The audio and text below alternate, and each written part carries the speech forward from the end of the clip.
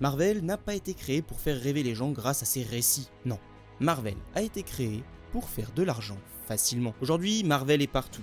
Comics, films, dessins animés, jeux vidéo, jouets, vêtements. Dans chaque recoin de la pop culture, on peut apercevoir ce nom ou les personnages issus de cet univers. Mais tout a commencé avec un seul homme et une seule obsession. Faire de l'argent.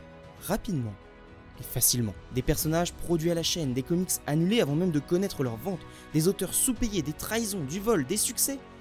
Et parfois, des éclairs de génie. Bienvenue dans la première vidéo d'une série consacrée à l'histoire de Marvel, un empire bâti sur l'instinct, les erreurs et l'opportunisme.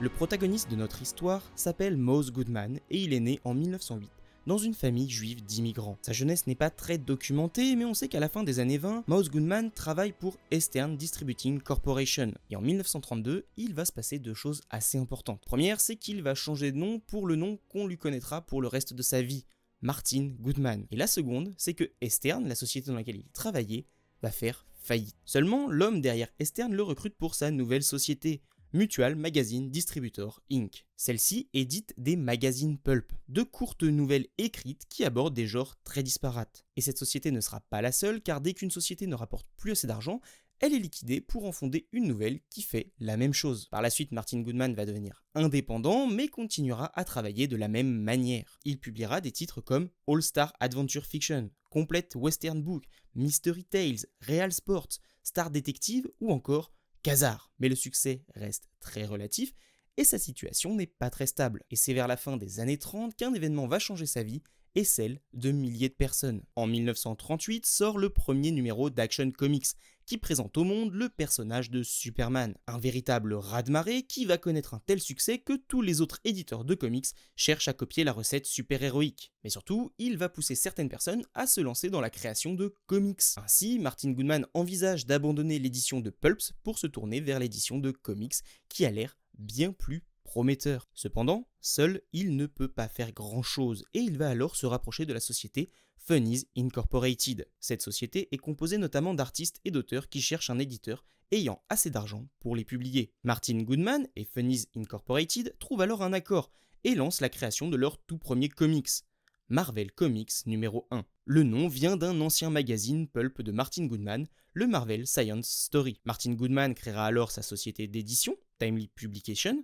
et de son côté, Funnies Incorporated met ses meilleurs artistes sur les histoires qui constitueront le sommaire de ce premier numéro. Paul Gustafson crée Angel. Il a été élevé dans une prison par son père, directeur de l'établissement, et y a appris la psychologie criminelle, le combat et la dissimulation. Il devient vigilante costumée, connu sous le nom de l'Ange, et commence à éliminer les criminels violents. Et contrairement à ce que son nom pourrait laisser penser, il n'a pas d'aile ni de pouvoir surnaturel. Il agit à la manière d'un justicier masqué comme le Shadow ou Batman. Karl Burgos, lui, de son côté, crée la Torche Humaine. Dans sa première apparition, la Torche Humaine est un robot, recouvert d'une peau synthétique. Lors de sa première exposition à l'air libre, il s'embrase spontanément, prenant feu. Le phénomène terrifie le public et Horton est contraint d'enterrer la torche dans une cuve de béton. Elle finit par s'échapper, apprend à contrôler ses flammes et choisit de combattre le crime pour se faire accepter par la société. Enfin, Bill Everett utilise une de ses anciennes créations, Namor, un hybride mi-humain, mi-atlante né dans les profondeurs marines. Il considère les humains comme des envahisseurs destructeurs des océans et se lance dans une guerre contre l'humanité. Et si je dis qu'il utilise une de ses créations, c'est parce qu'à l'origine, Namor devait être utilisé pour un comics promotionnel étant distribué dans certains cinémas. En plus de ces trois personnages centraux, le magazine proposera aussi de courtes histoires de Kazar, hérité des pulps de Goodman. Marvel Comics numéro 1 sort en août 1939 avec un premier tirage à 80 000 exemplaires. Et c'est un tel succès que finalement le comic sera réédité avec cette fois 800 000 exemplaires. Pour bien se rendre compte, il s'agit du même tirage que pour Superman numéro 1, qui est alors le super-héros le plus apprécié et de très loin. Devant un tel succès, Martin Goodman décide de ne pas tout confier à Funnies Incorporated, mais va embaucher quelques personnes pour l'aider à produire. Mais ça reste un travail de work for hire. Ils ont une tâche à effectuer en échange d'une somme définie à l'avance. Il ne s'agit pas d'une fonction qu'ils exercent chaque mois en échange d'un salaire. C'est ainsi que Martin Goodman commencera à travailler avec Joe Simon, un artiste passé par Funnies Incorporated et qui travaillait maintenant en indépendant avec un certain Jack Kirby qui allait se faire surnommer plus tard comme le roi des comics. Dans le même temps, Martin Goodman ne laisse pas tomber Funnies Incorporated et commande de nouvelles histoires pour le numéro 2 de Marvel Comics, qui changera d'ailleurs de nom pour s'appeler Marvel Mystery Comics. Le magazine continue de se vendre correctement et Martin Goodman va décider de lancer un nouveau titre, Daring Mystery Comics. Et là, il va faire quelque chose de très étonnant. Marvel Mystery Comics est construit avec une structure classique pour l'époque. Des têtes d'affiches, dont on retrouve les aventures chaque mois, et qui occupent les couvertures à tour de rôle, ou en fonction de la popularité. Et à cela, on ajoute d'autres histoires qui, elles, font intervenir des personnages nouveaux, ou qui apparaissent de manière régulière. Une manière de fidéliser le lectorat, qui retrouve chaque mois les héros qu'il aime le plus, mais aussi une manière de tester de nouveaux personnages qui pourraient avoir plus de potentiel que les stars du magazine. L'objectif n'est pas de créer des comics avec une qualité incroyable, mais juste de proposer des personnages qui vendent. On est véritablement dans une démarche plus commerciale qu'artistique. Mais ça ne suffit pas à Martin Goodman qui n'est pas pleinement satisfait de ce qu'il publie. Il trouve qu'il lui manque encore un véritable personnage phare. Et c'est justement là qu'arrive le deuxième comics book publié par Timely Publication, le Daring Mystery Comics évoqué un peu plus tôt. Dans celui-ci, la structure habituelle n'est pas respectée. Martin Goodman préfère tester de nouveaux personnages tous les mois. Son objectif est alors, en surveillant attentivement les ventes et les lettres de lecteurs,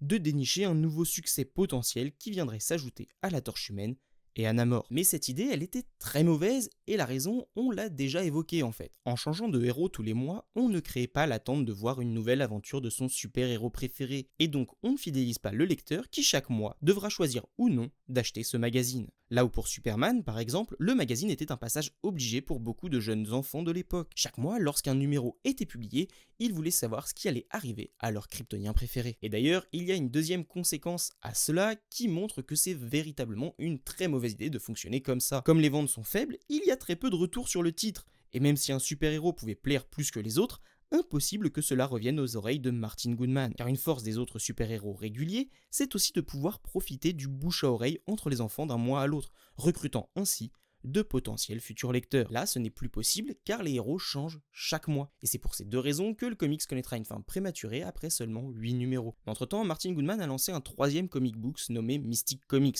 Dans ce magazine, on retrouve encore une fois une volonté de tester de très nombreux héros.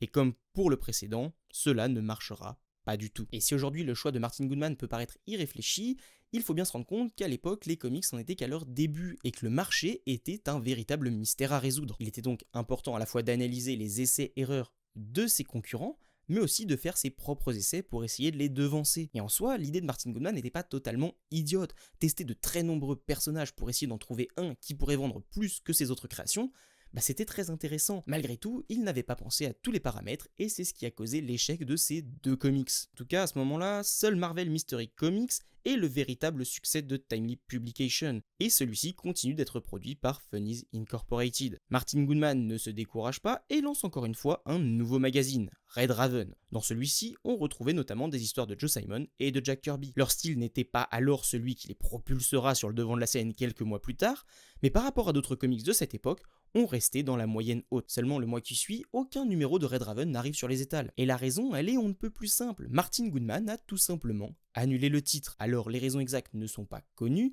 mais un arrêt aussi brutal est quand même assez étonnant. En effet, pour une annulation aussi rapide, cela veut dire que Martin Goodman n'avait aucun chiffre de vente qui lui était revenu sur Red Raven. Il a donc choisi de l'annuler sans savoir si le magazine se vendait ou non. Dans tous les cas, il s'agit d'un troisième échec pour Martin Goodman qui se retrouve face à un obstacle de taille. Comment relancer Timely Publication qui se trouve face à une crise sans précédent. Malgré les ventes correctes de Marvel Mystery Comics, les frais engagés dans les autres magazines pèsent lourd sur la société. Il faut trouver une manière de faire de l'argent, et vite. Dans le même temps, dans les bureaux de Funnies Incorporated, les auteurs de Namor et de la Torche Humaine continuent d'écrire leur histoire et assurent à eux deux les ventes de Marvel Mystery Comics. Je rappelle que les deux héros sont les plus populaires de Timely Publication à l'époque, et de très loin. Et si la société n'a pas encore coulé malgré l'échec de 3 comics, eh bien c'est en partie grâce à eux. Malheureusement, les auteurs ne peuvent pas faire plus, et chaque personnage semble avoir atteint un plafond de verre.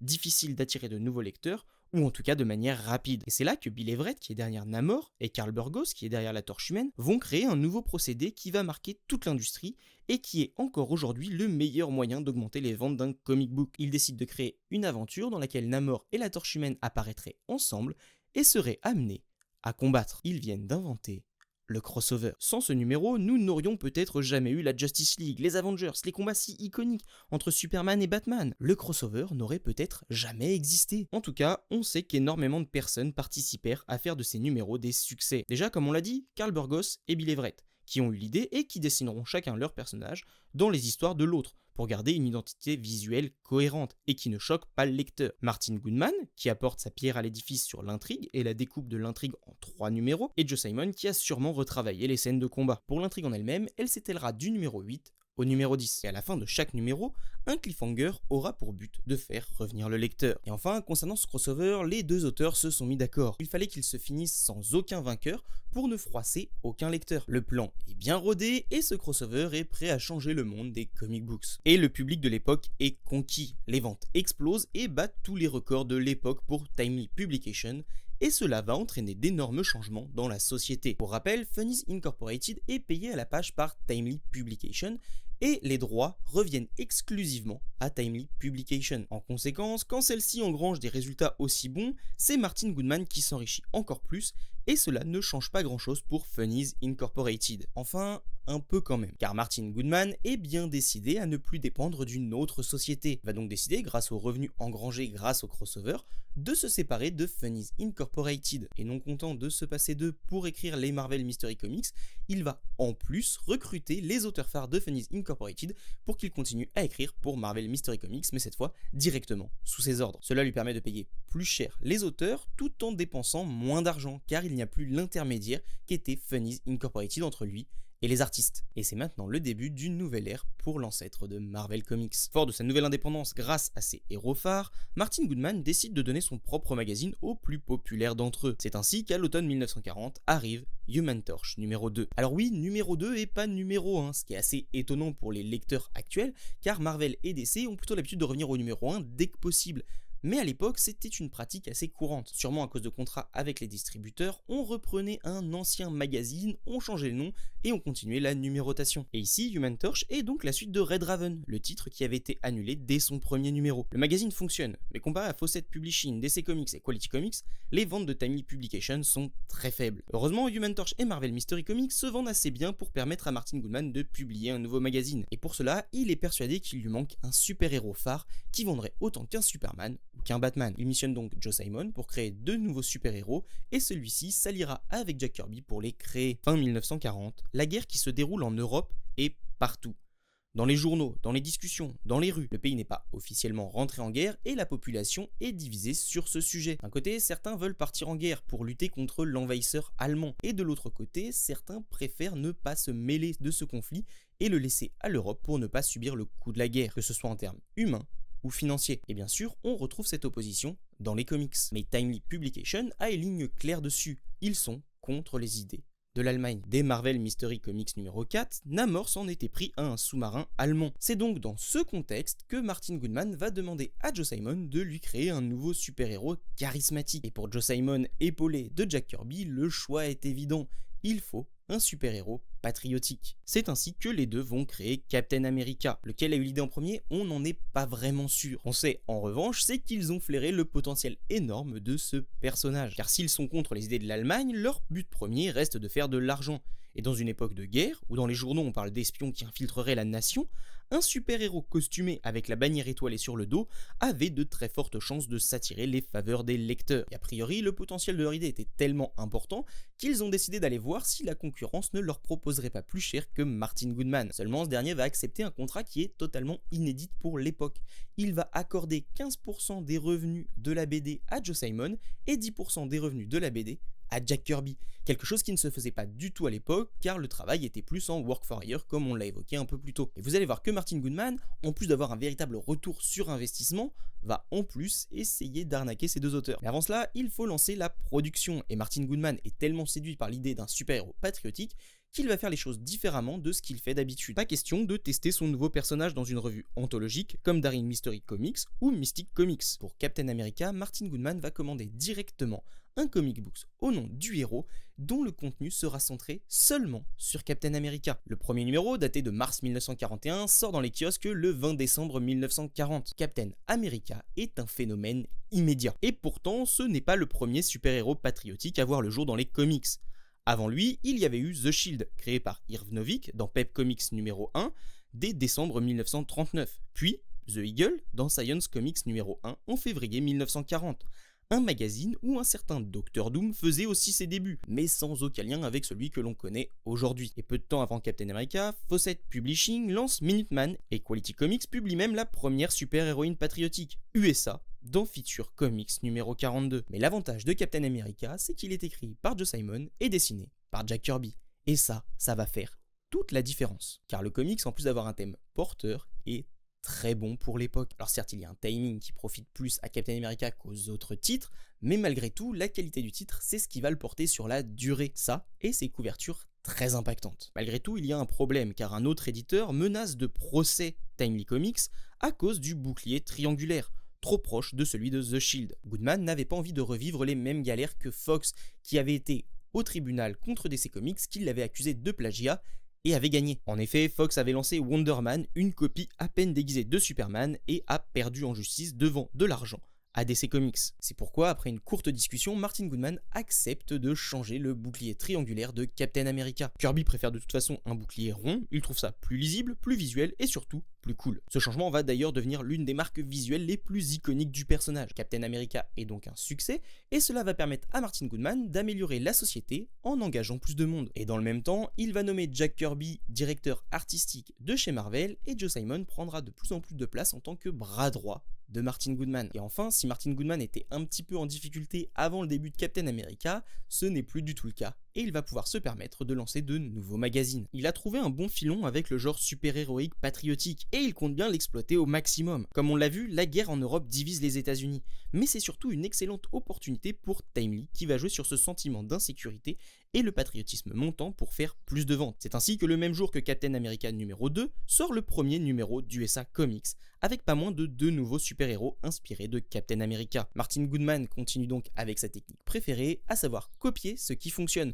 La différence, c'est que là, ce qui fonctionne, ça vient de chez lui. On est loin de la qualité de Captain America, et encore une fois, Martin Goodman nous montre bien que l'important au début de Marvel Comics, ce n'est pas de faire de la qualité, non, c'est de faire de l'argent rapidement. Et sans des artistes de génie comme Joe Simon et Jack Kirby, Marvel ne serait certainement pas devenu ce qu'on appelle aujourd'hui la maison des idées. Heureusement, Martin Goodman avait aussi compris que son catalogue avait besoin de têtes d'affiche, et il publia donc un 3e comic book centré sur un personnage principal avec The Submariner, consacré à Namor. On arrive maintenant au printemps de l'année 1941 et Timely Comics se porte très bien, mais à une charge de travail accrue. Et il devient donc très difficile de fournir le travail voulu avec les effectifs tels qu'ils sont actuellement. Et c'est pourquoi Martin Goodman va commencer à nouveau à engager du monde. Et parmi ce personnel, il y aura son neveu, un certain Stanley Lieber. Il commence d'abord comme démarcheur, puis va faire des petites portions de texte, puis va commencer à travailler sur certains strips. Sa première histoire fut publiée dans Captain America Comics numéro 3.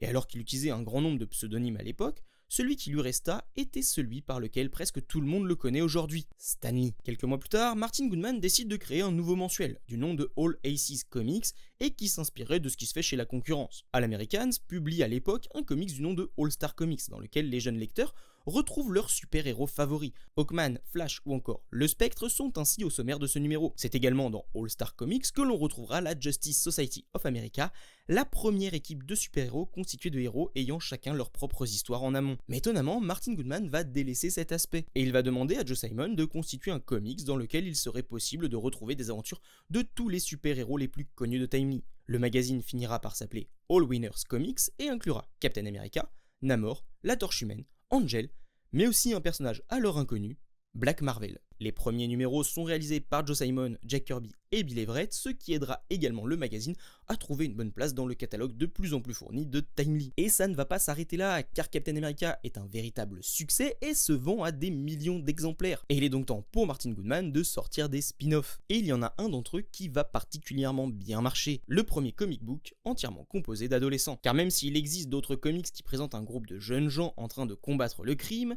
la différence ici, c'est qu'il n'y a pas de figure paternelle paternelle ou d'autorité. Ici, le groupe d'adolescents est dirigé par Bucky, mais aussi par Toro, le jeune acolyte de la Torche Humaine. Et sans surprise, c'est un nouveau succès pour Timely, qui s'impose petit à petit en comptant sur la popularité de son personnage phare. Si je parle de Captain America comme un personnage phare, ce n'est pas pour rien. Il en est à son 10e numéro et seuls Superman et Batman arrivent à le dépasser en termes de vente. Mais ce succès va aussi être la cause d'une rupture chez Timely Comics. Jack Kirby et Joe Simon sont respectivement directeurs artistiques et éditeurs chez Marvel. Ils ont énormément de comics à écrire et donc une charge de travail assez énorme. Kirby pouvait par exemple dessiner jusqu'à 9 pages par jour. Et si ça peut sembler anecdotique, dites-vous quand même qu'aujourd'hui il y a des artistes qui n'arrivent pas à dessiner plus d'une vingtaine de pages par mois. Et certes les dessins étaient moins précis avant, mais tout se faisait à la main. Il y a donc une vraie charge de travail énorme qui pèse sur les épaules des deux jeunes gens. Mais cela aurait pu durer encore quelques temps si les deux artistes n'avaient pas l'impression que leur paye n'était pas à la hauteur. Et tout a basculé quand ils ont appris de la part du comptable de Timely Comics que Martin Goodman ne leur payait pas les bénéfices dont ils devaient bénéficier d'après leur contrat. Ainsi Jack Kirby ne touchait pas 10% des ventes et Joe Simon ne touchait pas 15% des ventes. Martin Goodman était en train de les voler. Alors bien sûr, les deux auteurs ne sont pas contents et décident de prendre rendez-vous avec Jack Liebowicz, l'éditeur de National Comics. Celui-ci cherche en effet à les recruter depuis quelques temps déjà et cette fois, ils sont prêts à travailler pour lui. D'autant plus que Liebowicz leur offre le double de leur salaire, soit 500$ par semaine, ce qui pour l'époque est vraiment très bien. Simon et Kirby acceptent mais continuent en même temps de travailler pour Timely Publication, le temps de la transition. Ils augmentent donc encore leur charge de travail en prévision d'une rupture avec Martin Goodman. Mais pour éviter d'éveiller les soupçons, ils décident de faire cela en cachette. Mais là où ça va devenir encore plus tendu, c'est lorsque Martin Goodman va apprendre la supercherie. D'ailleurs, tant qu'on y est, plusieurs sources semblent dire que c'est Stan Lee qui aurait découvert le départ prochain de Simon et Kirby et aurait décidé de tout rapporter à son oncle, qui pour rappel est Martin Goodman. Alors attention, comme je dis, il y a plusieurs sources qui l'indiquent, mais il n'y a véritablement aucune preuve et donc c'est à prendre avec des pincettes. Ce qui est sûr, c'est que Martin Goodman n'accepte pas cette situation et décide de les renvoyer immédiatement. Jack Kirby reviendra un peu plus tard, mais en attendant, il va écrire avec Joe Simon d'autres comics chez d'autres éditeurs et il va continuer de renouveler le genre du comics books, notamment en écrivant les premiers comics de romance. Du côté de Timely, on se retrouve donc sans éditeur en chef et sans directeur artistique. Et c'est à ce moment-là que Stan Lee va récupérer les deux postes, achevant son ascension jusqu'au sommet de la société en moins d'une année seulement. Il n'y a donc maintenant que son oncle au-dessus de lui dans la société. Et alors que Timely doit se restructurer suite au départ de ses deux plus grands artistes et la nouvelle direction de Stan Lee, les Japonais bombardent Pearl Harbor et les États-Unis rentrent dans une guerre qui va fortement impacter l'histoire de Timely Publication. Mais ça, on en reparle dans la prochaine vidéo. Si cette vidéo t'a plu, je t'invite à regarder ma vidéo sur l'histoire de Captain America qui revient sur les origines plus en détail de ce personnage et surtout comment il a évolué au travers de l'histoire en fonction de la politique des États-Unis. J'espère qu'elle te plaira et je te dis à bientôt pour une nouvelle vidéo sur l'histoire de Marvel.